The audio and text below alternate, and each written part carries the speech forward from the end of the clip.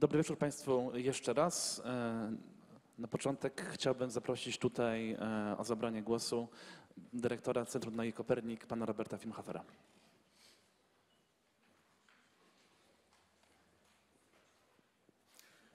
Pragnę Państwa bardzo serdecznie powitać w Centrum Nauki Kopernik. Mamy dzisiaj wyjątkową okazję wysłuchać wykładu, a potem także zadać pytania i przez chwilę podyskutować. Wysłuchać wykładu pana profesora Mario Moliny, laureata Nagrody Nobla z chemii w 1995 roku.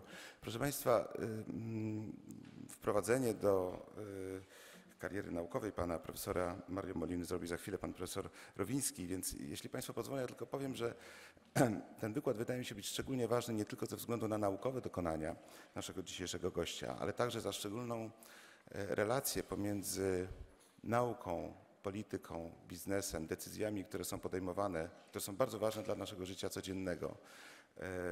I pan profesor jest żywym dowodem tego, że nauka może w bardzo pozytywny sposób wpłynąć na decyzje, które mają wpływ na nasze życie codzienne.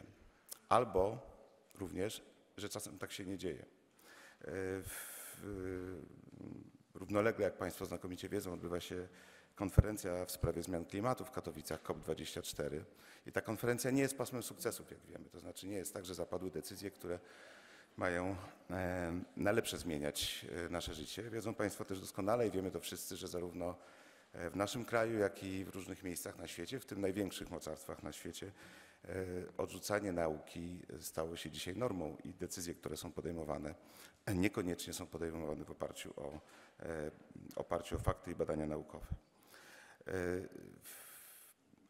Pan profesor Mario Molina jest jednym z sygnatariuszy manifestu humanistycznego, Humanist Manifesto 3. I pierwszy punkt tego manifestu brzmi: tu wiedza o świecie pochodzi z obserwacji, doświadczenia i rozmowy i analizy. Ten punkt brzmi jak fragment z misji Centrum Nauki Kopernik.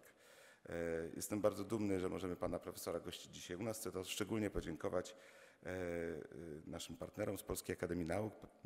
Na ręce pana profesora Pawła Rowińskiego, wiceprezesa Akademii, składam te podziękowania, oraz Akademii Młodych Uczonych Polskiej Akademii Nauk. Dziękuję bardzo. Życzę Państwu świetnego wykładu i interesującej rozmowy.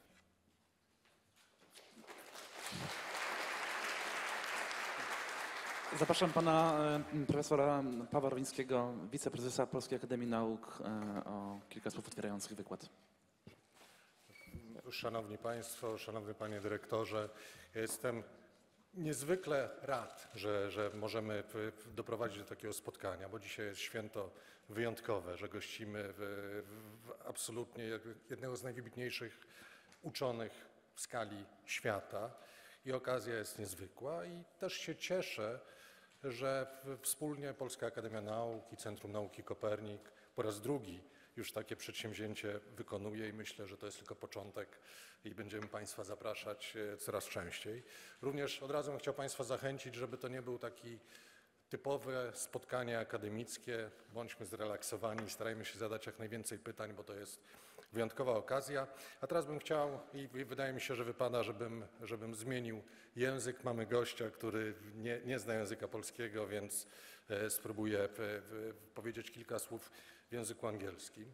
So I am extremely proud and happy that we can host, and what I can say that in science we have a lot of eminent and excellent scientists all over the world, but you belong to giants of science. And this is a unique and exceptional situation that we can host such fantastic scientists in Poland. Everybody of you, because I am sure that most of you already looked into web page, and you most likely know the achievements of Professor Molina, and saying that he was a recipient of the Nobel Prize is to say nothing, because he was the recipient of so many other distinguished medals, honors, that we are not able to list during this meeting. Otherwise, we would have to have another one day or at least 1 hour meeting. But what I want to mention, first of all, your extremely important work on ozone depletion, and on this you are the first, together with your colleagues, to work on this difficult English word, chlorofluorocarbon, that causes such a disaster to ozone.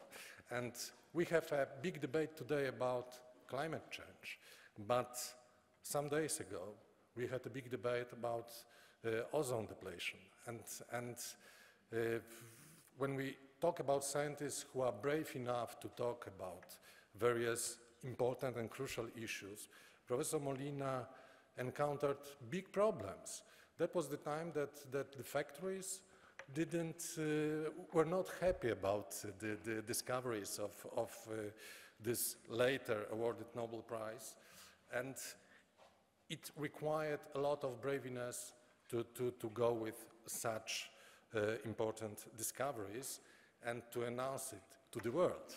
So some chiefs of factories tried to explain that it's something that just scientists talk about, that it is nothing serious, and from time to time we listen to the same arguments today about climate change. So this is not that the story is just begun. But right now we have the debate about the climate change. Professor Molina came to Poland to accompany us, but to be the main actor during a meeting that we'll have in Katowicach. It will be a seminar which is kind of a side event. We will have excellent scientists there, Professor Molina among them, and if anybody of you would like to come to Katowice, it would be just fantastic, because we expect a very interesting debate, not only with scientists, but also with some spiritual leaders who will be present at this debate. So what I want to stress, Professor Molina got a lot of other, as I mentioned, honors. He's a member of countless Academy of Sciences. Among them, it is Pontifical Academy of Sciences, and this is what we have just learned recently. He has his own foundation, and what can be interesting for us Poles, that he, as a citizen of Mexico, got this Nobel Prize, and Mexico is the country that didn't get too many Nobel Prizes, similar to Poland. So maybe at one day we'll also have a Nobel Prize winner among us. So I don't want to take the floor much more time, because this is the floor for you, and we will have a lot of possibilities to ask questions, and I really encourage you to ask those questions later on. Professor Molina, the floor is yours, please.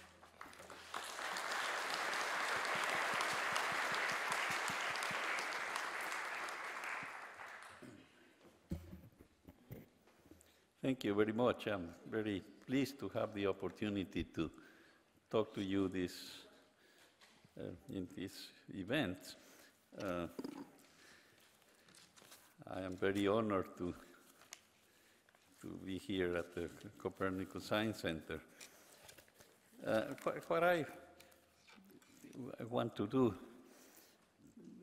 this afternoon is talk to you about this issue of climate change. As you know, it's politically quite controversial, but I'll be talking about the science and perhaps also some of the policy implications that come with it.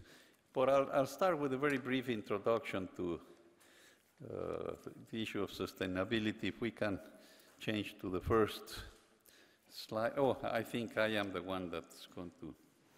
There we go. Yes. Let me start just by presenting a few thoughts on these issues. Sustainable development, that's something that started already some years ago with the Brundtland Commission. Mrs. Brundtland was Prime Minister of Norway.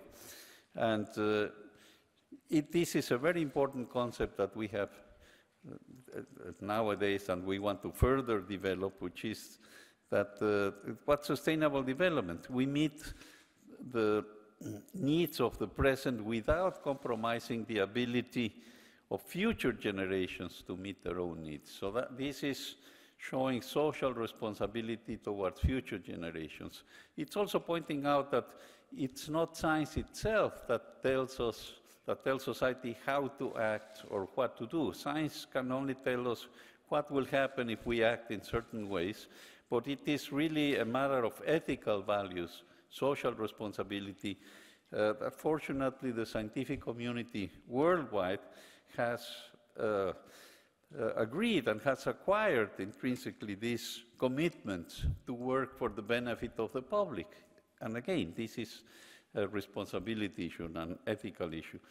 There's something that has changed already with sustainable development, and it is that we are no longer just worried about future generations. We're worried even about our own generation, because the way we're changing the environment is affecting us as well. One of my colleagues, Paul Crutzenem, with whom I shared the Nobel Prize in 1995, really has been one of the main scientists behind this new concept that the world is changing so much nowadays that even the geological era that we are in now is called the Anthropocene. We're changing it more than it used to change by natural causes, because civilization has had a very big influence on the functioning of the planet, particularly the surface, the atmosphere, and so on. And that's why we have this new concept of the Anthropocene. Okay? So humans are changing the environment quite clearly in recent years. But what is interesting, I should point out that this has to do with the Industrial Revolution. As you know, started already late in the 19th century, the invention of the steam engine, and then, of course, the normal gasoline, diesel engines with which you drive cars, or the way you generate electricity.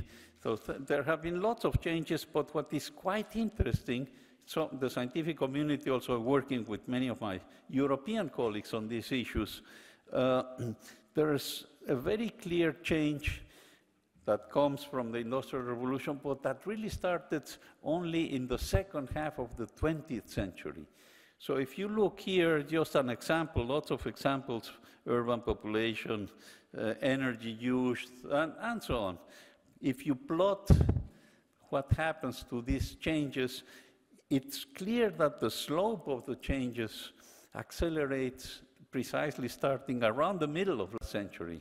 So that's why the current thinking is that the Anthropocene really started in around 1950, around the middle of last century. That's when humans really started to have a very clear impact. That's how long it takes for a revolution to really affect the way society functions. There is also to point out that although I'll be talking about climate change, there are other worries that society has. Many have to do with local issues, which are very important. I work also with air pollution that is important in Mexico, where I reside, but was very important in the United States, Los Angeles, and this important in many cities, particularly in the developing world. Okay? But that's a local issue. That's something that happens around cities, but it has strong connections with climate change. If we have time, I might mention some more. But there are other issues that have to do with the functioning of the planet, with this idea of the Anthropocene. And so one of the ways that the scientific community has looked at this is with this concept of atmospheric boundaries. And here I list the 9 boundaries that have been sort of identified by this group. Climate change perhaps being the most serious, the most worrisome one, but there are other issues such as interference with some of the natural cycles of nitrogen, phosphorus. Biodiversity loss is a very big issue, as well understood by many biologists as well as people that worry about the environment in general, but others, including stratospheric ozone depletion, which is the the one issue here, the only one that has been really solved. But there are even some, like the last two ones, atmospheric, the small particles, aerosol loading, the small particles that are important for air pollution and chemical pollution, that remain to be better understood. But out of these 9, there are clearly 3 boundaries that we have already crossed, where it's already dangerous and where it's important for society to really start acting as soon as possible so that these issues do not harm the future generations or even our own generation in stronger ways. Okay? So I will only be talking about climate change, but keep in mind that it's connected with many of these other issues, and we have, just to point out some that you are all surely very familiar with, the land use, of course, is connected with deforestation. We have big worries with some areas like the Amazons in Brazil, that there's now a threat with the current administration that they will not take care as much as they should of preventing deforestation, because forests in the planet are very important for climate and for the stability of the planet. Okay, so this is just one example of a big worry that still needs a lot of attention. Another one, this one happens to be with the nitrogen cycle, but as you know, this is just one example in the United States where this affects the Mississippi River. But the activities in agriculture are so extensive that there's a lot of excess fertilizer, among other things. Also, other chemicals are being released, but many are just released to the rivers, and to the point that where the Mississippi flows into the Gulf of Mexico, there is so much nitrogen, so much fertilizer that this is excess food. And then there's the algae, algae blooms, it grows tremendously because of this excess food, but it grows so much to the extent that then life is extinguished. So you have these so-called dead zones, and we have several in the oceans in our planet where there's no life because it has been too much affected by human activities. So anyhow, these are just examples of things that can happen, but I will come back to, let me talk about climate change. Give me just a second, I'm going to have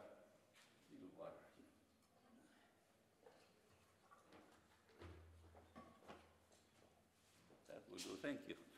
So I'll come back to climate change now. And one way to talk about it is I will highlight these 3 myths, misunderstandings about climate.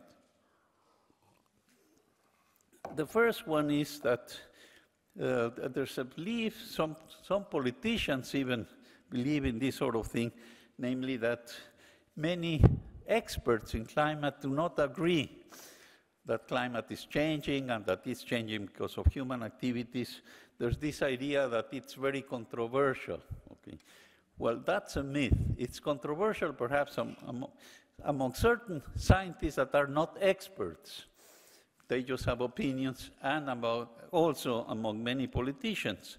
But if we look at the myth itself, it has been very well documented. This is now something that was done years ago, but it has continued, namely some surveys, some examination of the scientific literature. And it is very, very clear. It was already clear here, this 8 years ago, that from these surveys, at that time, 97% of the scientists agree that climate change is certainly happening and that is most likely caused by human activities. Okay? And it's interesting because there's the 3 black figures there. There are a few scientists that disagree, and we have not ignored them. Okay? We question and we've talked to them. We know them very well, but they have not come up with alternative explanations. Very often they just do what we call cherry picking. They just pick some data from some temperature somewhere in the planet that happen to be decreasing in some places or things of that sort, and then they question the overall science. But they don't have strong arguments at all. We have not ignored them, but the overwhelming majority certainly agrees. So there's a very clear consensus among experts, okay?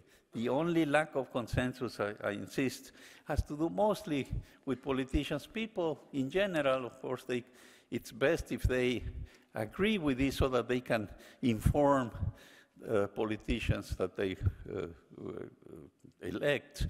But in general, what matters is what the experts think and what the political leaders think, and that's where we have a problem. We'll get into that perhaps a little bit more in detail later. So let me very briefly just summarize what this science is. All of you probably know about climate change, but I'll summarize the science anyhow, very briefly. Okay? And the point is the following. This is just a photograph of our planet, and it's to highlight the nature of the atmosphere and of what we call global changes. The atmosphere is transparent to visible light. You cannot see it normally. You only see the clouds. So it's not visible here. You can only see the clouds.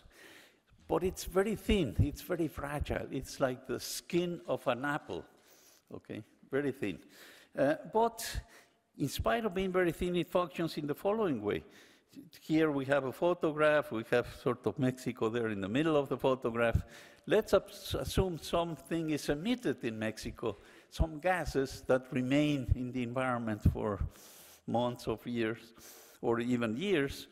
Well, these gases, because of the winds, they mix quite rapidly in a matter of months within the northern hemisphere, and then it takes about a year and a half to mix also in the southern hemisphere because there's a barrier for mixing in the tropics. Okay? But the point is that species emitted to the atmosphere, such as gases that remain there for more than a few months, they mix in the entire planet, and that's what gives rise to global problems, namely problems where it doesn't matter where the emissions are carried out. They can emit in Mexico or in Europe, and the consequences are the same. Okay? So those are global problems. One example is the stratospheric ozone issue, but the second important example we're discussing now has to do with climate change, because there are some very long-lived gases, mainly carbon dioxide, that are the causes of this problem. So what's the problem? This is where I will summarize the science. It turns out that, as I mentioned, the atmosphere is transparent to visible radiation. Okay?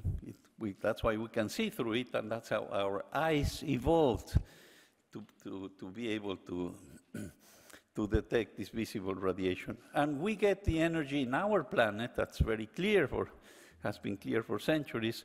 The energy that keeps the climate of our planet the way it is energy coming from the sun. And this is represented here sort of symbolically by the yellow arrows. So we get three arrows, where we can measure that, scientists measure that quite accurately, that reach our planet.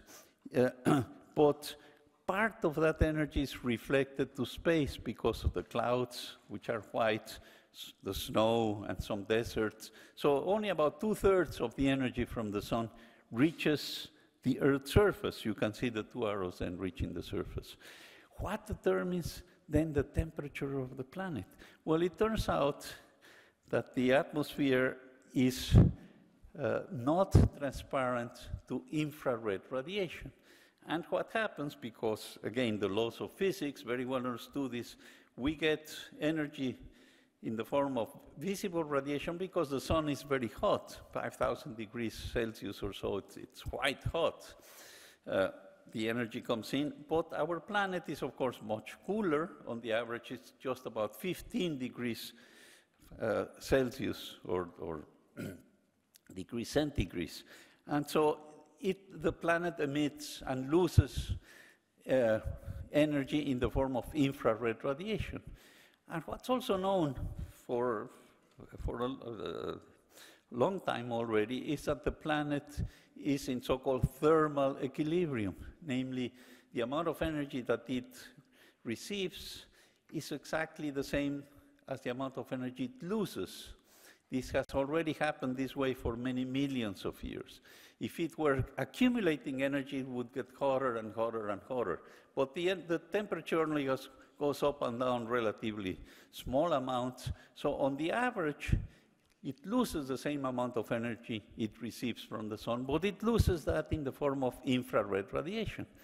But interestingly, the atmosphere is not transparent to infrared radiation.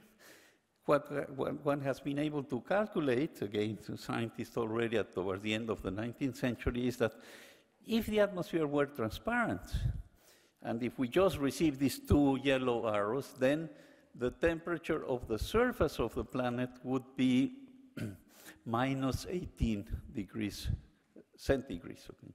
And if that were to be the case, life would not have evolved. We would not be here because the planet would be frozen. Okay? Minus 18 is very cold as an average. So what happens? The actual temperature is plus 15. So there are 33 degrees Celsius higher than what you calculate simply by this analysis of thermal equilibrium. So the big difference is due to what we call the natural greenhouse effect, the natural one. That's how the planet has been working for millions of years. And how does it work?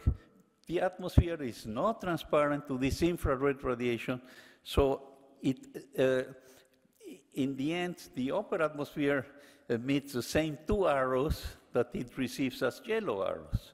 But at the surface of the planet, because the atmosphere is not transparent, the surface has to emit twice as much, roughly speaking. This is just, these are approximations. The exact calculations can be done also quite readily. So it emits twice as much because out of those 4 arrows that are emitted, 2 are, well, the atmosphere absorbs that energy and emits it in all directions. Half of it roughly goes upwards and half downwards, and so that's how you reach this equilibrium. Okay? And because of this fact that the atmosphere is not transparent in the infrared, you have this 33 degrees difference that is what allowed life to evolve. Okay? So that's very well understood, but interestingly, let's see how this works in one more piece of detail, which is the composition of the atmosphere. You know it's mostly nitrogen and oxygen, 99%. And the rest, almost 1% rest, is an inert gas, argon. These 3 gases do not absorb in the infrared. So if the atmosphere were only consistent of those 3 gases, the average surface temperature would be roughly minus 18 degrees Celsius. No. But fortunately, there is a small amount of these other gases, shown here, water vapor and carbon dioxide. And they are the ones that absorb in the infrared, increase this 33 degrees, but there's not much of them. Just to illustrate it, in case you are not familiar with the way one measures the amounts of gases, the amount of water vapor, which is not in the clouds, but water in the gas phase, is such that if you were to condense it, it would, on the average, only occupy about 2 or 3 centimeters. And the amount of carbon dioxide would only occupy, what's carbon dioxide if it's condensed? It's dry ice, okay? But most people are familiar with this very cold carbon dioxide that is used to preserve, to sell ice creams on the roads, for example, okay? So dry ice, you would only have about a few millimeters of this solid carbon dioxide in the atmosphere. Again, these are the 2 gases then that are responsible for this temperature increase, but here we see water vapor absorbs roughly 3/4 of this energy, but it's not what controls temperature, because water vapor depends very critically on the temperature. You know how water vapor forms in the atmosphere. It evaporates from the oceans. You get the sun warming the oceans, and you get some water vapor coming up. But water vapor, as it rises in this, with these air parcels, it cools because the atmosphere gets cooler as you go to higher altitudes. The troposphere is quite cold. What happens to this water vapor? It condenses and it makes clouds. So the amount of water vapor depends critically on temperature, and it's very clear, doing all the right calculations and so on, that without carbon dioxide, all the water vapor would practically condense. So water vapor is secondary. It responds to carbon dioxide, and carbon dioxide is the thermostat of the planet. And that's known for geological time. So already millions of years ago, occasionally there were higher levels of carbon dioxide, the temperature was higher. With ice ages, there were less, and the temperature dropped. So carbon dioxide is critical. It's the thermostat of the planet. Unfortunately, for the last 10,000 years, which is called the Holocene, that's a geological era, that's when civilization evolved. That's when agriculture evolved. The climate has been very stable in those 10,000 years, and so has the amount of carbon dioxide, and that allowed civilization to progress.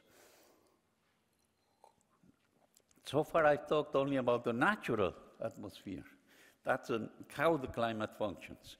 But let's look now at this graph, which presents what has happened to carbon dioxide in the last 10,000 years, in the Holocene, the era of human civilization.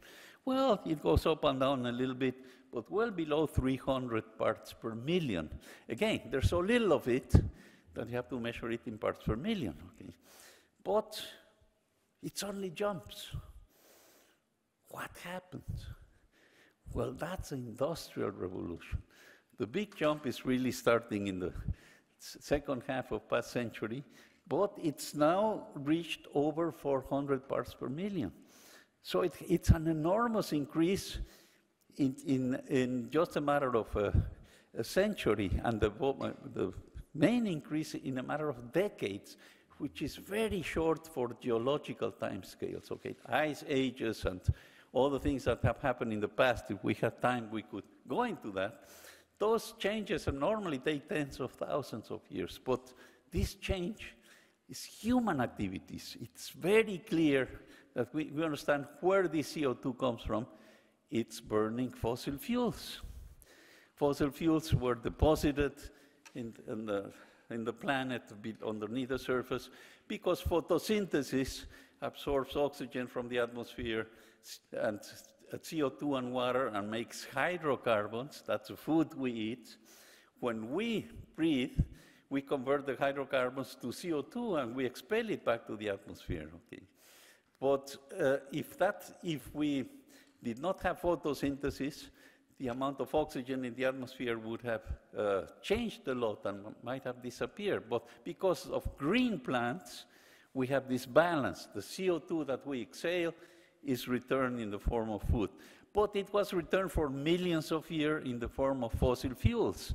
And so what took nature millions of years to deposit underneath the surface, society is now releasing it in a matter of decades back to the atmosphere. And that's why you see this big jump in the gas that is the thermostat of the planet. So that's the big worry. Well, let's see what has happened to the average surface temperature. The temperature of the planet, varies a lot. You see that here in the winter, in the summer, it varies with latitude, with seasons, but the average temperature is quite stable. If you really take care and measure it everywhere very precisely and take the average changes relatively little. We have here a plot of how this temperature changed in the last 10,000 years again, the same as the graph with CO2. We see a cooling starting around 8,000 years ago, but very slow cooling.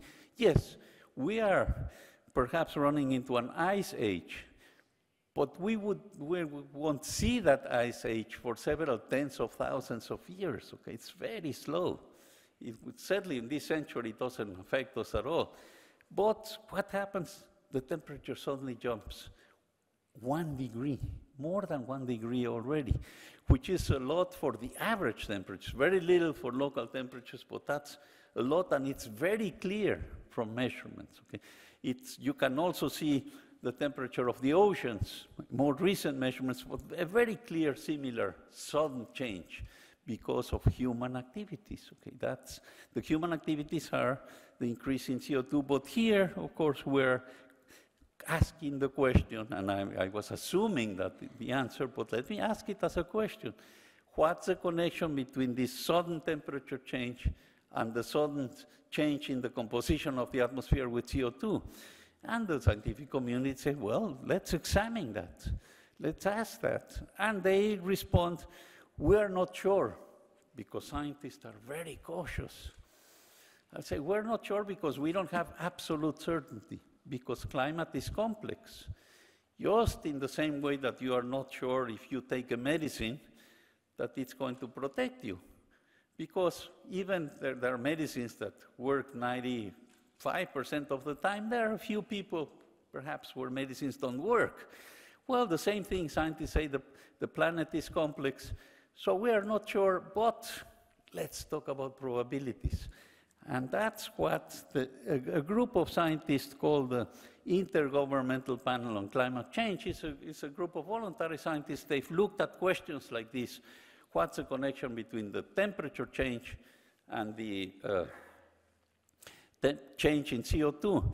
And their response is, although we are not sure, we can calculate probabilities. And about 10 years ago, they suggested the probability was more than 90%. And about 4 years ago, they published a more recent report, and they increased the number. They now claim it's more than 95%. And in the last couple of years, that has probably increased more. So it's more than 96, 97% sure. You leave a little bit of doubt, because things might have happened otherwise, but it's very unlikely. Human society should certainly respond to this, considering that there are very small uncertainties, okay? Society responds in terms of medical treatments and so on. Even if you have smaller probabilities, with such a huge probability that it's we humans that are changing the climate, there should be no question about whether to do something about it or not, okay? That's the response. By the way, the IPCC is this group that received the Peace Prize, the Nobel Peace Prize, together with Al Gore some years ago, okay? Because they were so careful doing their statements. Okay, let's look at another myth.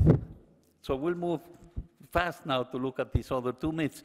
The next one is, why worry? The climate changes very slowly. We know that happens naturally, but it's very slow. Maybe it's towards the end of the century. Why don't we let our grandchildren worry about it, and we just keep enjoying life the way we are? Well, that's a myth, because the changes are already happening. We certainly know one of the dramatic changes that you can see very clearly, is already several years old, is that in the summer, sea ice is melting. And it's melted to the extent in the summer now that you can have a cruise. You can have a tourist cruise and go through the North Pole. You couldn't do that since human civilization started, okay, because it has never been so warm. So that's a very clear impact that we see today. But that's not a big worry except for sea level rise, which is a very big worry for the future. But we have other things happening that we call extreme weather events. Heat waves. You had one heat wave here in Europe in 2003 and so on, but recent heat waves are more intensive. This one is a few years ago in Pakistan. But there are other things that are happening. Floods, okay, hurricanes. This happened in the Gulf of Mexico, in Houston, in Texas, in the US, okay? So a very big flood, very expensive. And more recently, just 1 year later, this year, Hurricane Florence caused a lot of damage in the United States also, okay? So lots of things are happening all over the planet. A typhoon, lots of flooding in the Philippines, but even in Japan, okay, entire cities sort of have flooded with tremendous cost. And that's happening much more often now. And so the way the scientific community looks at this is as follows. The claim is not that these extreme events are caused by climate change, because we always have some extreme events, okay? But it's their intensity the intensity has very clearly increased in response to these temperature changes.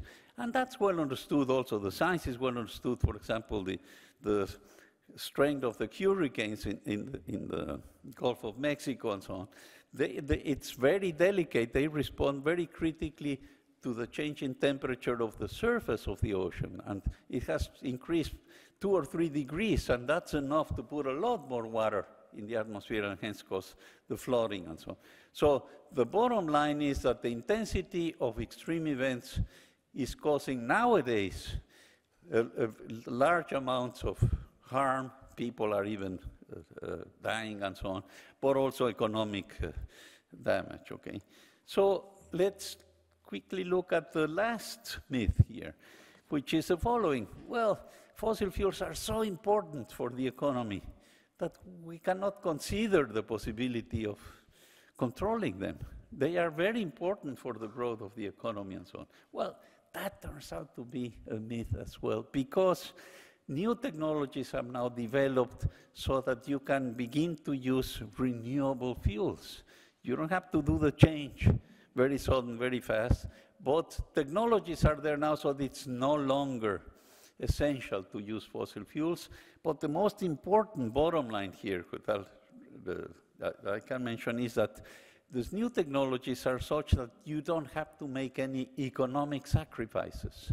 It's possible with creativity and with modern technology, if society is willing to change, it's possible to keep the economies growing, and growing very fast or even faster, and at the same time stop the emission of greenhouse gases like CO2. Not doing that suddenly, but yes, we are already in a rush. We have to do that so that in a few years, by 2030, you reduce them by half and so on. Okay? And I should mention here, just in case I forget, that CO2 is the most important greenhouse gas, but there are a few others that matter quite a bit. Methane, perhaps, is the second most important one, and it's much shorter lived, so it's very important to stop emissions of methane that are not needed to be carried out. Methane is a good fuel, it's natural gas, okay? So instead of wasting it and with leaks, it's a matter of using it, and it's important to have a short-term impact on climate, because CO2 remains in the atmosphere. Part of it, maybe or as much as 1/3, is taken up by the oceans shortly after its release. But a good fraction remains more than a millennium, okay, more than 10 centuries in the atmosphere. So the CO2 is very long-lived. Okay, so what are these replacements? I mentioned wind. It's already safe to use it, solar energy. These two energies still have a problem, which is that it's called intermittency. Namely, at night you don't have solar energy, and wind sometimes doesn't blow. But there are ways to store energy, and that's making a lot of progress. Okay? If you couple that to the electrical system, you can deal with these issues. But technology is moving very fast to solve these storage issues. But there are others that are more controversial. And there are some environmental organizations that worry a lot about this nuclear energy. But the new generation of nuclear energy is much safer, okay? You can make it very, very safe nowadays, and you can deal with the nuclear waste also in fairly safe ways. It's a relatively small amount, speaking from the point of view of global economies. And it's there, particularly it's been evolving very fast, and it's becoming very safe. So there are options. This is just one option. As you know, Germany didn't want to take this option, but France has a lot of nuclear energy. That's happening in Europe. Okay. So that's certainly something that should be considered because of the big necessity to change things. And many environmental organizations are now taking a second look at nuclear energy and saying, well, maybe it should be okay. But let me, I see I'm taking a lot of time, but I need another 5 minutes. I'll be fast. What has happened? What has society done about climate change? Well, remarkably, it had done very little. For many years, you had these meetings United Nations, the Conference of the Parties, the COPs, as we call them. We had an important one in Mexico that was very successful some years ago. And you have this one ongoing here in Poland, of course, in Katowicach. So that's this Conference of the Parties. The hope is that you can achieve things. Well, for many years, not much happened. There was one sort of achievement which was called the Kyoto Protocol. But that was really a failure, because that protocol, what it suggested is that only the rich and developed countries that were responsible for the damage, they were the ones that would have to do something, and other countries, developing ones like China, could wait for action. Well, that doesn't work. Didn't work, but the Paris Agreement is different. With the Paris Agreement, all the countries, certainly including China, that is the largest emitter of CO2 nowadays, the largest user. They use a lot of coal, okay, which is a fossil fuel like the one you have plenty of it here in Poland, okay. Well, with the Paris Agreement, practically all the countries in 2015, all the countries of the planet, or maybe there were 2 or 3 that were missing, agreed to voluntarily start solving the problem. I was there in Paris. I happened to go there with the Mexican president, but I have worked with President Obama to make sure that it could be passed by the United States. It was a very big success, but just the first step. It's just to get started doing something. Okay. And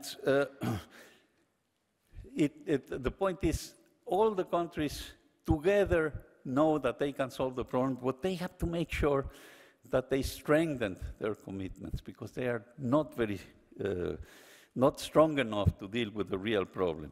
So here we see what's happening to the temperature and the projection towards the end of the century.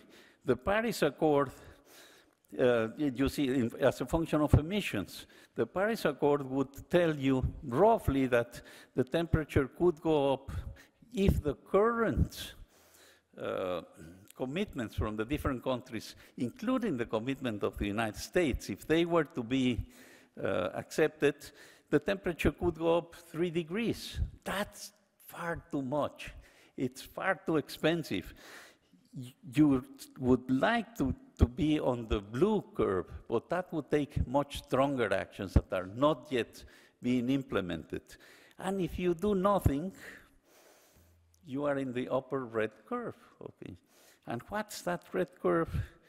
Well, I call it the Trump curve, okay? Because President Trump is a climate change denier. He doesn't believe in the science of climate change. He believes his intuition of science is excellent, because he had one uncle that was a professor at MIT. And that's his reason why he believes he dominates science. Well, I was a professor at MIT for almost 20 years, and his uncle maybe was there. He was not that particularly well known. But certainly, it is an immense degree of ignorance, a gigantic degree of ignorance, to believe that you can just make statements about science based on your beliefs. Okay? It's comparable. I stress again a comparison, say, with vaccines. Vaccines for young children had problems when they were developed, and they were accidents, and many were not well developed. But nowadays, it's very clear that vaccines save millions of lives. If they are properly managed, properly maintained, you have to take care of them. But you cannot accept the position of people in society who claim that they don't trust vaccines because they are not natural. But maybe, if they are some private citizens, well, that's their own problem. But if you are the President of the United States, it's entirely inadmissible to make such a gigantic blunder that can only reach monumental degrees of sheer stupidity. Okay, that's what it does. Okay? So Trump has the red curve in the previous graph that we showed, okay? And that's extremely dangerous. Let me just show you, first of all, Trump also claims the United States is no longer emitting a lot, but the cumulative emissions, what has really caused the problem, the United States is the most important country. It has emitted most of it. Europe, of course, also, but if you take all the countries together. And China is now the largest emitter, but they're willing. They're willing to do something. They are certainly for the Paris Agreement. Fortunately, it works together with air quality. So China is no longer building as many coal-fired power plants as they used to, and although they are still increasing, the hope is that they will work together with the rest of the planet. And the per capita emissions also in the United States, they are huge, okay? So you can certainly decrease that, it's a matter of policy. But let me just mention briefly that there were some interest groups that invested quite a few resources in convincing the news media that climate change was a doubtful issue. The same groups that put smoking on this same path, namely governments delayed actions on smoking for at least a decade because there was a very well-organized press group that seeded doubts in the public, okay? And so that's the same group that works with climate change. It's well documented. But let me sort of, I'm almost finished, but I want to show this for my colleagues. I was at MIT many years. This comes from my colleagues. This is a summary of how we in the scientific community would like to communicate climate change to the public. And here is a summary. It's like playing a roulette because we have uncertainties.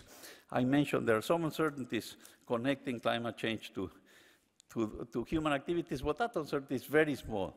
The larger uncertainties are projections, what will happen towards the end of the century.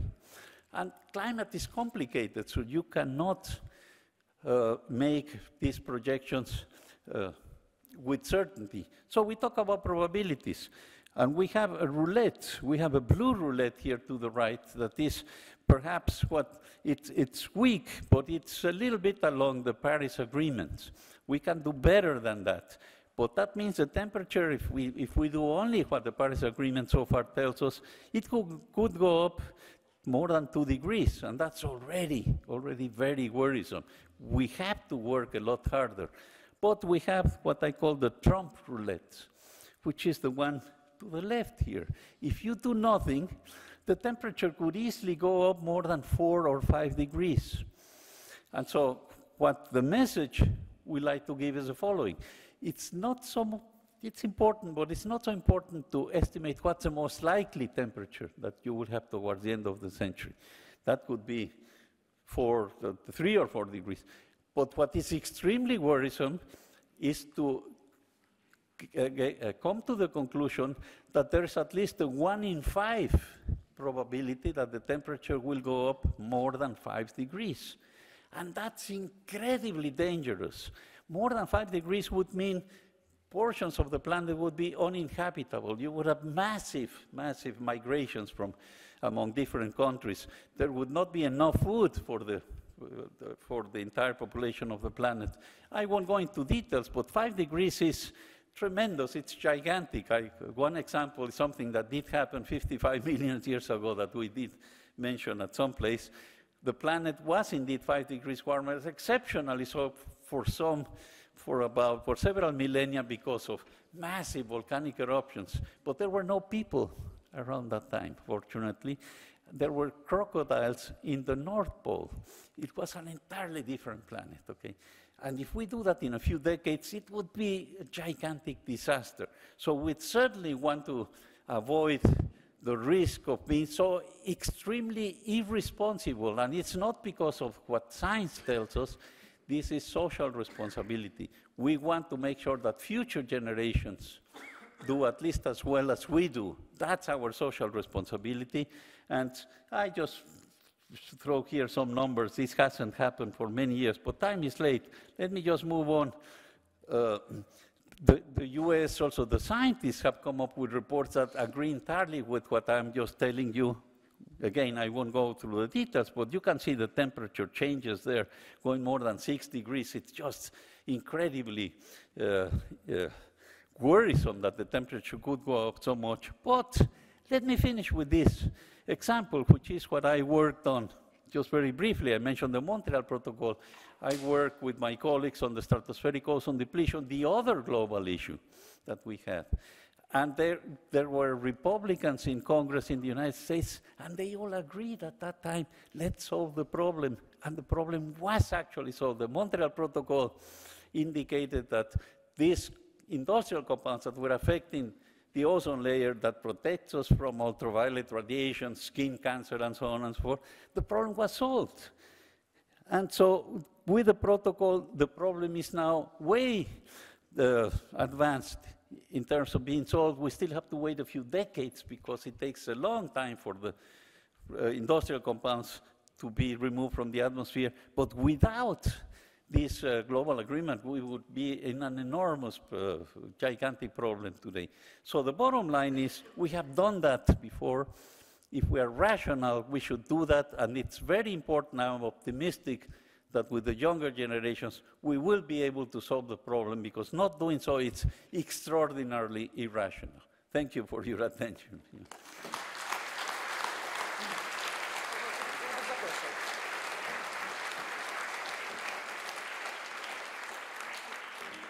Thank you, Professor, for the lecture.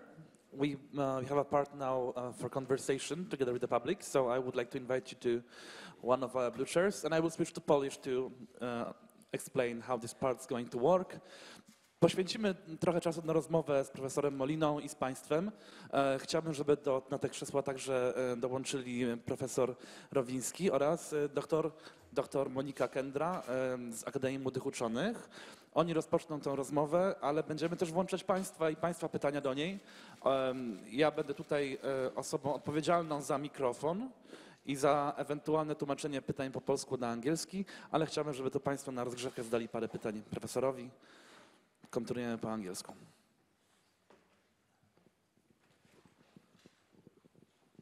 Okay, so maybe I will start. I only maybe introduce our colleague, who is a member of Young Academy of the Polish Academy of Sciences, and she is an oceanologist, so probably the only specialist among us, and you, of course. But I am not dealing with climate change myself, although I'm a geophysicist, so I think I understand some of the processes, at least.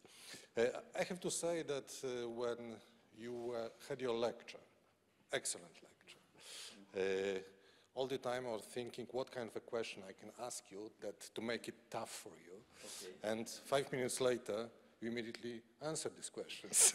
So this is not really easy. So, but I decided to make kind of a tough question. Sure. And it cannot be physics. It cannot be chemistry, because you understand everything. But it's about a little about something that you provoked a bit. I mean, about uncertainty.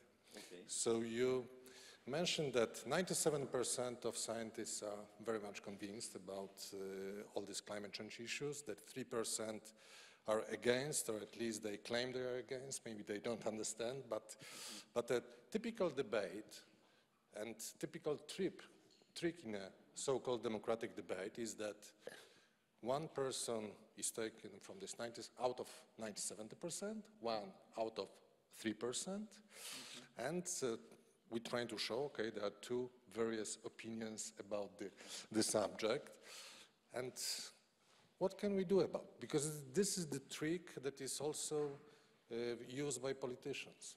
So that's just to show that is equal understanding of that there is climate, or there is no climate change, or whatever. So what can we do about this? Because it's really kind of a big problem for the debate. Right. Yeah, that's a very interesting question. And one thing we often do, and has actually been done in the U.S. in one of the TV shows, they had one scientist from each side, but it was a little bit more of sort of with jokes.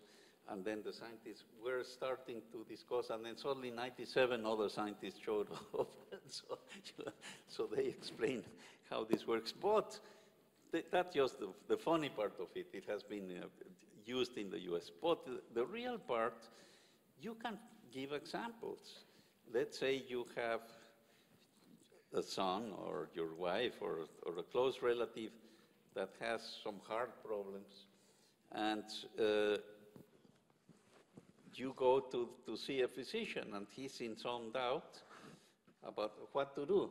But then you end up seeing 100 physicians, and 97 of them tell you, well, this is a serious problem, but we can do a very safe surgery. Let's do it, and things will almost surely work well. But 3 out of the 100 tell you, no, I really don't think you should do anything about it, and so on. Well, most people would go for the 97 if they are properly chosen, okay? That's one answer. The other answer is, we have tried on the few occasions to have more intelligent discussions. That's very hard because they become very political, or if they are handled by the press or so, then the discussion turns away from science and turns into politics, okay? So the answer related to science is in the scientific literature, okay? So it's very well documented, and there are no very well documented articles questioning the basic findings. But there are a few articles that are written in more obscure journals, or that are written by these associations. And you can find, usually, the problems. And the problems that I refer to very briefly is that they usually pick some data, okay? You can always find temperature changes somewhere in the planet that go the other way around, or things of that sort, okay? So when you look very carefully, you don't find any satisfactory questions. And that has been done quite a bit already. And the prerequisite is that people read scientific literature, That's right. which is not that easy.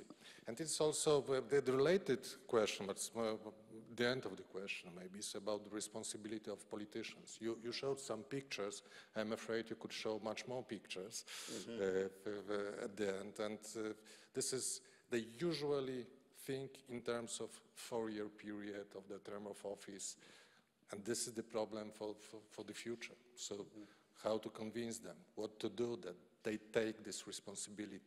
Yes, I think the problem is it becomes a matter of beliefs, okay? And that's what happened in the United States for a while. It was almost a religious belief. That part is very difficult to deal with. We made analogies with what's a problem in the United States in teaching. In some states, when you teach science, some of these groups claim you have to teach them also creationism. You have to teach the children that there's a possibility that our planet was made in 5 days, literally, Monday, Tuesday, Wednesday, because that's what the Bible says. But that's a very literal explanation, and so. But this is enough political pressure that indeed some schools in the United States have to do it that way.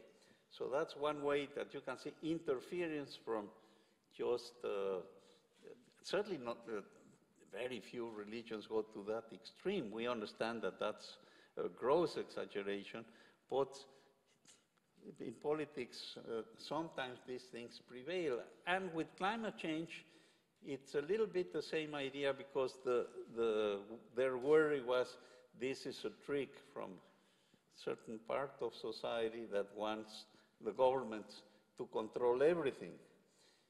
And ironically, it was actually the Republicans that were doing that, and it was more the Democrats that were questioning that.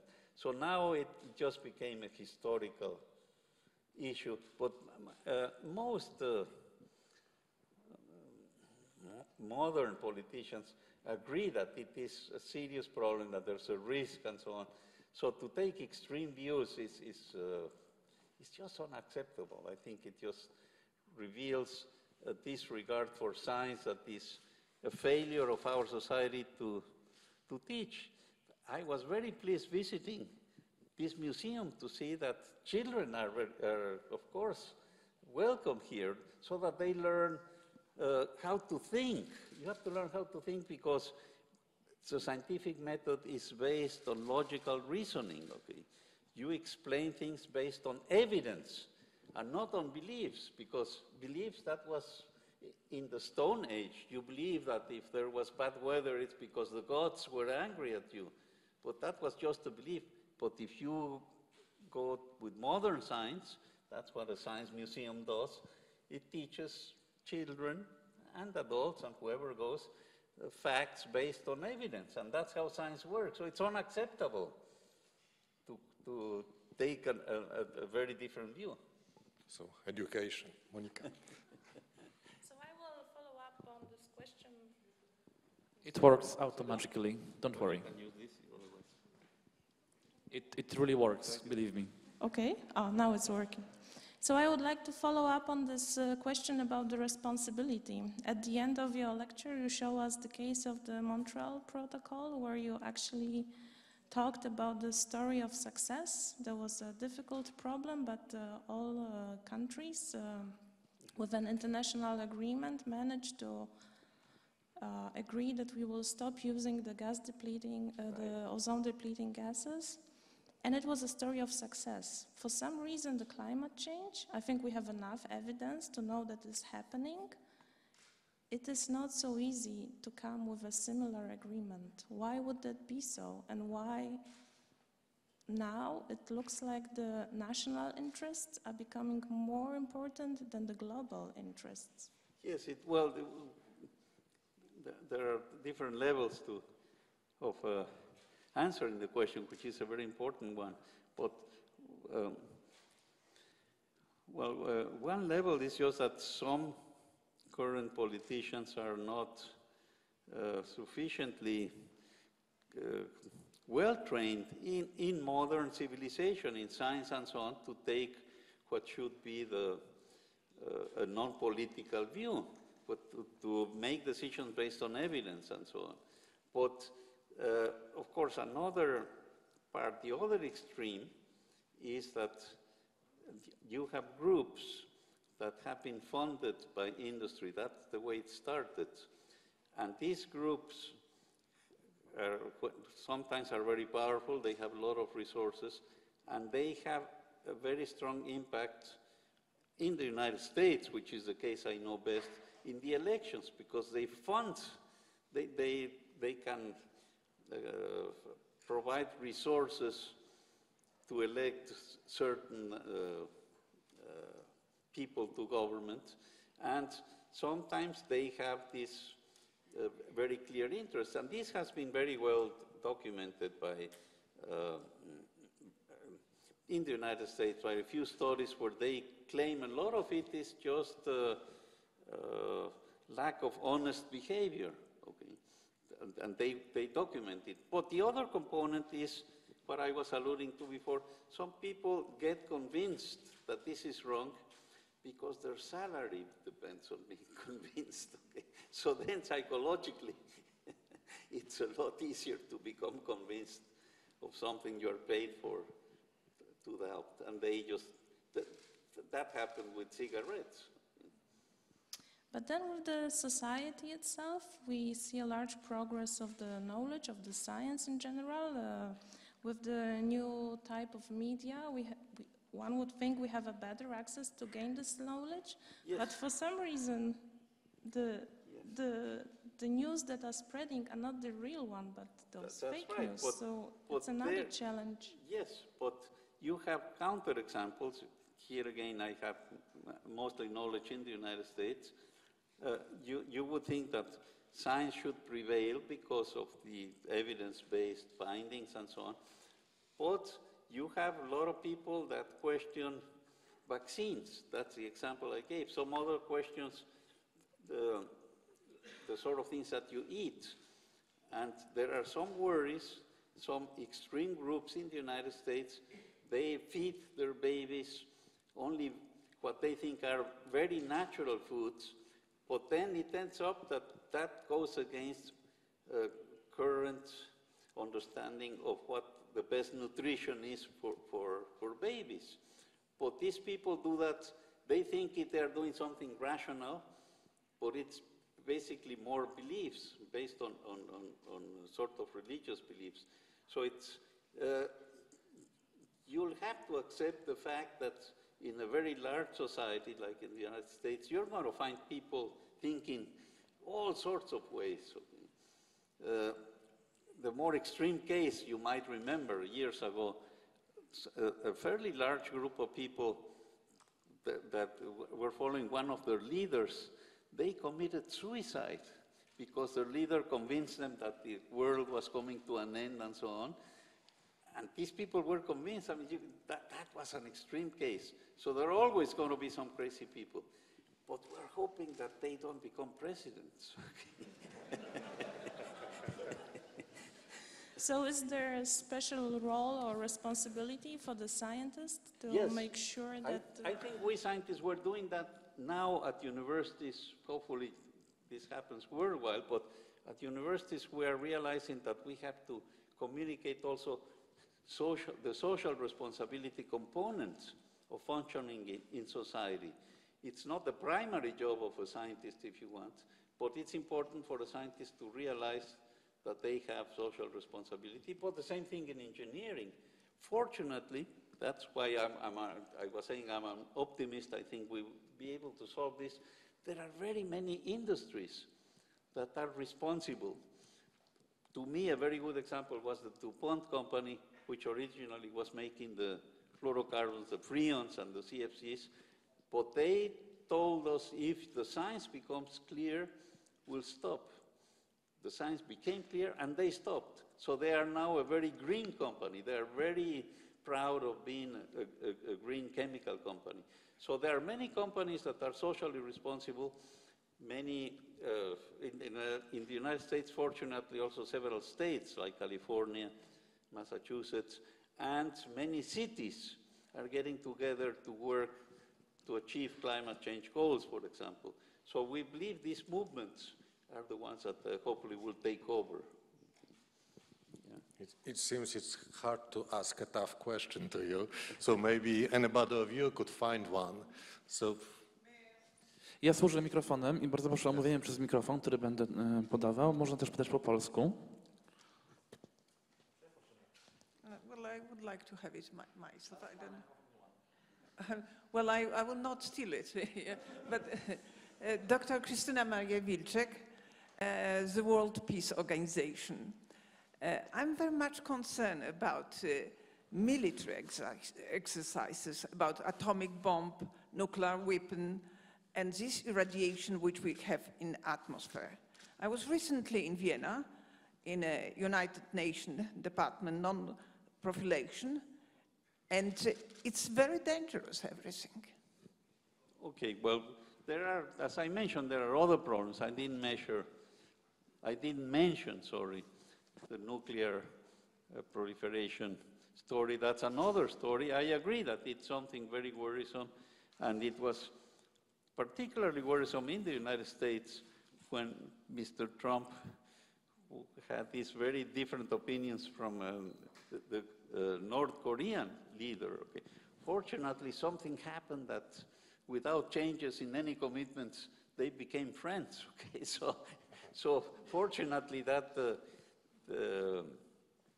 didn't materialize.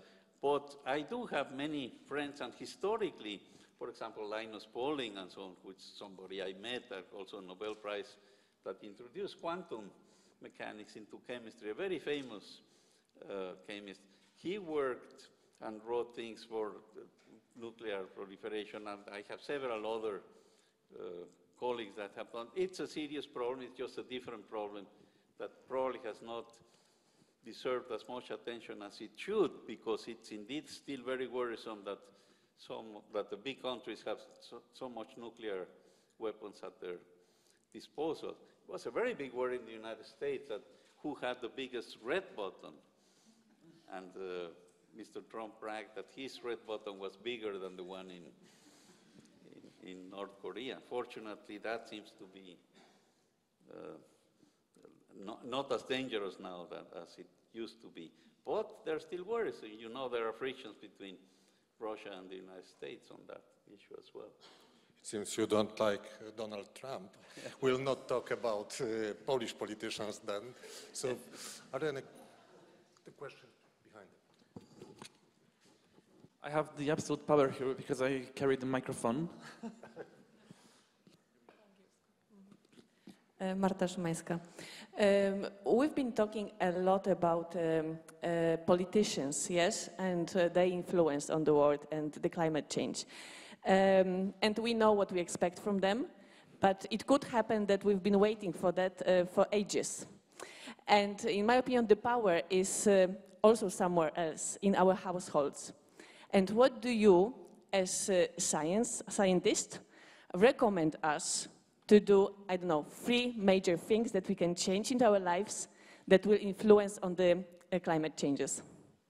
Well, that's a good question also. What is a general recommendation? A common answer is you personally can behave in ways that are more sustainable, such as using public transportation whenever you have a choice, and not wasting energy, and so on and so forth. And we have examples of European countries with a very high standard of living where their per capita consumption of fossil fuels is much smaller, say, than the United States. I showed the graph very briefly with that.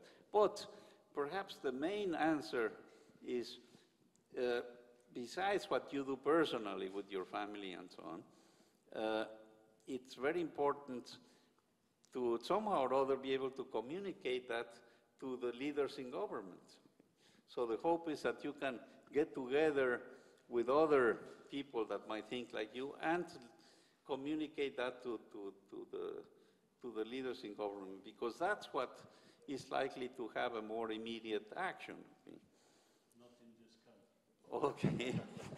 That it's possible. That depends. You have to know your country. You have to know what is possible and so on. So I'm not familiar with the way it's done here. But in the United States, that has worked with the younger generation. Young kids are getting together, and some of them, there's even there are groups that are suing the government. Those are the much more active ones. But many other groups are just making sure that their ideas are better known to the public, okay, and through the media and through maybe some statements that they make to the press and so on. I have no idea how it works here, but it could be a challenge, I understand. How many of you came by car? Here. Yeah. More questions? Also, on the right-hand side, yes. One and one then. Stefan Popicka, thank you very much for such a clear explanation of the situation. I was completely not aware, so it was very informative. I am completely from different field. But I still do not understand what is the link between ozone and the global warming, and the increase in temperature, because I understand fully that the UV protection, so I understand that it's related with the UV. But does it have any important impact on the temperature also, the ozone depletion? Okay, there's one way in which the ozone issue and climate are connected, because the stratosphere is part of the climate system. So if you change the climate, it turns out that you delay the recovery of the ozone layer, but that's not the dominant factor. The most important factor that is actually being dealt by society is the following. These compounds that were damaging the ozone layer, it turns out that they are also very powerful greenhouse gases. That was sort of already discovered. One of my close colleagues in San Diego, Ramanathan, he's the one that first documented that. So it turns out that in terms of what society has done as a whole, the most successful and active portion dealing with climate change has been the Montreal Protocol, because these gases are no longer being manufactured, okay? So that has dealt with a significant, some percentage of the climate change issue. But interestingly, one of the replacements, or several of the replacements, are the so-called HFCs. The ones that are banned because of the ozone are CFCs or HCFCs, namely those are molecules that have a chlorine atom, whereas HFCs have only fluorine, carbon, and hydrogen. And they were good replacements for the stratosphere, but it turns out they are powerful greenhouse gases. So the Montreal Protocol recently had an amendment, the so-called Kigali Amendment, in which they say, well, we have been so successful stopping the production of these compounds having chlorine that let's worry also about climate change. So out of the Montreal Protocol came this agreement, let's stop also using the more harmful HFCs. And we find better replacements that not only don't affect ozone, like HFCs, they don't have chlorine, so they don't affect the ozone layer, but that should also not affect the climate. Okay? So that's the strongest connection between the two issues. Politically also has been working very well. And an important additional factor there is that those are shorter-lived compounds. That means they have a faster action. You have to deal with CO2 because it's terribly important, particularly on the longer term. But the shorter-lived greenhouse gases are very important to make sure that in the near future you don't reach these higher temperatures. I have seen the question behind, over there, also to the right. Okay, they can scream or... There you go. Hello, as a power engineering student, I see our best bet right now at fighting CO2, the safest, the most scalable, the one that has been proven to work, is nuclear power plants. And now many of the institutions or countries, I mean Greenpeace, Germany, which are the most vocal in fighting against global warming, are also even more vocal and more effective, sadly for me, fighting against the nuclear power generation. So for example, in Germany, it shuts down all its nuclear power plants and it replaces it with coal. Yeah, that's what I'm saying, it's in process. Yeah. So like, does it mean, is it treating these global warming problem seriously if we're moving away from nuclear power generation, and what to make out such actions? Yes, what I indicated, if I understood the question correctly, what I indicated is that just from a pure technology perspective and safety for the population, nuclear power should be an option, because the new technologies are so much safer, okay? You have situations like Fukushima in Japan. Those plants that gave a lot of problems were completely obsolete already, okay? The new plants would not have those problems. So that's what nuclear engineers can now document, that the new way of building the plants would be very safe. But let me give you a very optimistic answer instead, because this one is debatable and you'll have to make sure that indeed they are very safe. And we know that there are many environmental organizations that I mentioned they are beginning to change, but they still question that. But see, since I was so many years at MIT, I'm still on their advisory board. And what is very remarkable, but questionable perhaps, is not nuclear fission, but nuclear fusion, okay? For many years, the story with nuclear fusion that you probably heard of is, it's in principle the way we can solve the problems, but it is 50 years away. And it had been 50 years away for many decades already, always 50 years away. Well, they have now a breakthrough, which is partly MIT, partly other groups. And the breakthrough, which reminded me when I was visiting this museum here, is that they are now able to make super magnets, much more compact ones, with new technologies. And so the claim is that with this new technology, you don't need a big tokamak, which is a gigantic construction to even just get close to having nuclear fusion working. But they claim that with these new technologies, you'll get it in a decade. Let's hope they are right. Maybe it's a decade or two. But that's an example of society evolving. Once you get nuclear fusion to work, that does not have all the problems of nuclear fission which, by the way, does have improved a lot already, but the nuclear wastes and the possibility that things will explode and so on, those are the problems that are being dealt with. But with nuclear fusion, it's an entirely different scheme. You don't have radioactivity, okay? So if that works, that will, in the future, will be, of course, a solution. We have time for come a good price, yeah. One or two more questions, so please decide who's going to ask the final question. Okay. It's over there, on the left-hand side, so your wing. Where exactly? There's one there. In the green sweater. Whatever, yeah. Okay, thank you. My name is Tomasz Bulik. I'm from the University of Warsaw Astronomical Observatory. And my question is about a possible point of no return in global warming. I understand that one of the mechanisms for this is when we heat the Earth so much that we start releasing gases from the permafrost that thaws.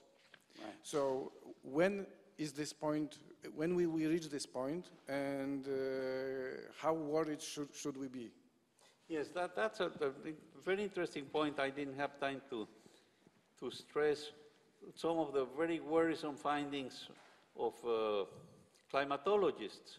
The recent findings, but I collaborated with some of my colleagues in San Diego and some European ones at PIC, for example, at Potsdam, with the following idea. The example you give, permafrost, as it's already melting, you can see that some of the houses were falling down at northern latitudes. You know, permafrost is this frozen earth where if it begins to melt, then of course you have problems with the buildings. But much more worrisome is that underneath the permafrost, you have some reservoirs of methane clatrates, methane that is frozen, that when those reservoirs melt, you release significant amounts of methane to the atmosphere, enhancing global warming. So we have these so-called positive feedbacks, and many come from melting of the Arctic Sea. And a very clear feedback that was already considered, just to provide the explanation, is what's happening in the Arctic. Normally, if it has snow all year around, it reflects radiation coming from the sun. But once it becomes dark because the snow melts, then you have a positive feedback because you change the albedo, you change the reflectivity, so that more energy from the sun is absorbed. Okay? Well, permafrost is one of those important feedbacks that was underestimated for quite some time, but recent findings are indicating that it's the methane leaks are more important than they had anticipated before. Methane is also produced in rice paddies. It's produced in the absence of oxygens. So rice paddies, they can be changed, but the normal rice paddies produce significant amounts of methane, and also ruminants, cattle. That's why meat is a problem. If all the Chinese were to start eating meat, we would run into a problem because there are many millions of them. And they're beginning to be rich enough so that they could actually do that. And ruminants in their digestive system, also in the absence of oxygen, methane is generated, so they emit both sides, okay, the cattle. So those are examples of feedbacks, but permafrost is one of the important ones that, although I'm not aware of much of the details, there are a number of recent papers measuring with some indications that it had been underestimated in the past. Okay? So that's a worry. But the bottom line is that these feedbacks are potentially, there's a risk that we're changing into a new climate that will be quite irreversible for at least many centuries. Okay? So it's another risk. We shouldn't push so hard that we'll reach one of these new climates, because that will be quite a disaster for humanity. I think we're coming to a close of our meeting. Professor Rowlinski, could I ask you for some closing words? The final remarks. It's time for the final remarks, as we're running out of time, Yeah. unfortunately. Yeah. First of all, I believe it was an excellent lecture, but even this part, when you answered the questions, it was a Meisterstück in a sense. So thank you very much. But it shows to us that we need to do something. It's not that we can leave the world as it is at the moment. Otherwise, actually, this is the question I wanted to ask you at the end, that to draw a picture of the world in 20 years if we do nothing. Yeah. So that could be, we can leave it as a question mark, because everybody can draw such picture himself. So I believe we need to take actions. Right now it's this conference, COP24, in which Poland has governance, but I'm afraid this governance is not strong enough. And maybe it's good it's not strong enough on the other hand side. And definitely we need, at least as scientists, there are mostly people dealing with science here, we must be clear with the signal to the community, to our world. And I believe the session that you came for, this is the main aim of the session. So to have a final statement of our understanding of the situation. So what I can say, thank you so much. I think that the subject is extremely hot, and you proved this by being here. And because climate is changing, it's warming.